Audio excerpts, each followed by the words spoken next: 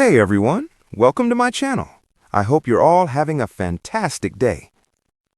The morning sun spilled through the tall windows of their New York apartment, painting soft gold lines across the floor. Kelly Ripa stood barefoot in the kitchen, coffee cooling, untouched in her hands. The apartment felt too quiet, like it was holding its breath. Mark Consuelos had always filled spaces with sound. Laughter, music, half-sung lyrics from old songs, dramatic readings of grocery lists just to make her smile. Now even the walls seemed unsure of what to do without him. It had been 3 weeks since the doctors quietly shook their heads and spoke in gentle voices.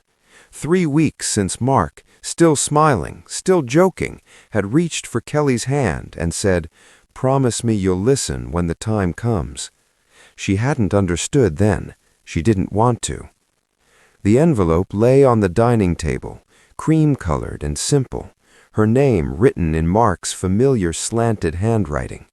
She had avoided it since the lawyer delivered it that morning. Final wishes. Such cold words for something so deeply human.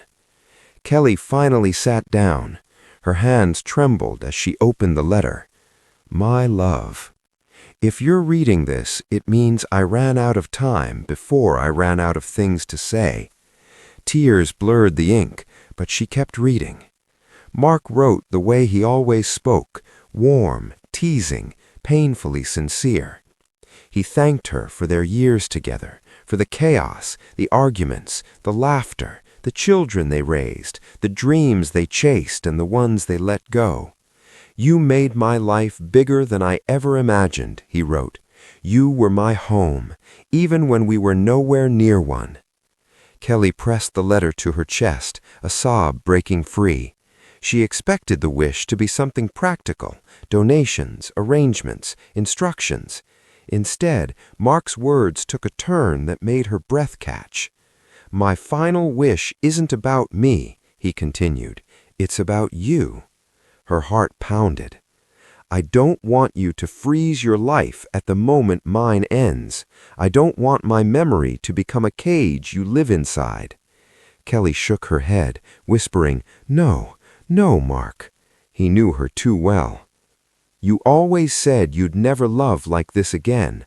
I don't want that promise kept. Her tears fell freely now. Mark wrote about the way she loved deeply and completely, the way she poured herself into the people around her.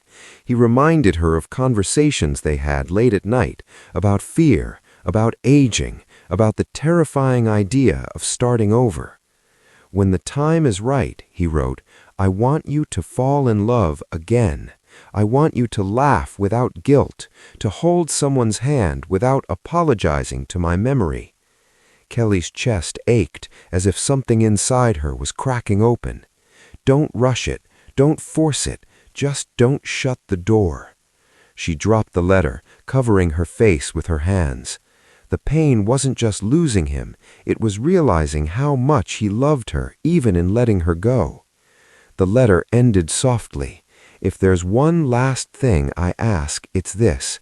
Live bravely. Choose joy when you can.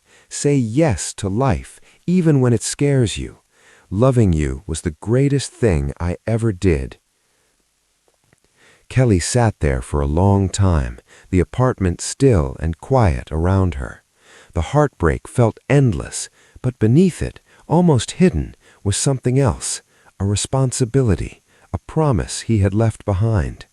That evening, she walked into the bedroom they once shared. His sweater still hung on the chair. She picked it up, breathing in the familiar scent, and for the first time since he was gone, she didn't collapse. Instead, she whispered, I don't know how to do this without you. The room didn't answer, but somehow she felt like he already had. Kelly folded the letter carefully and placed it in her drawer, not as an ending, but as a beginning she wasn't ready for yet.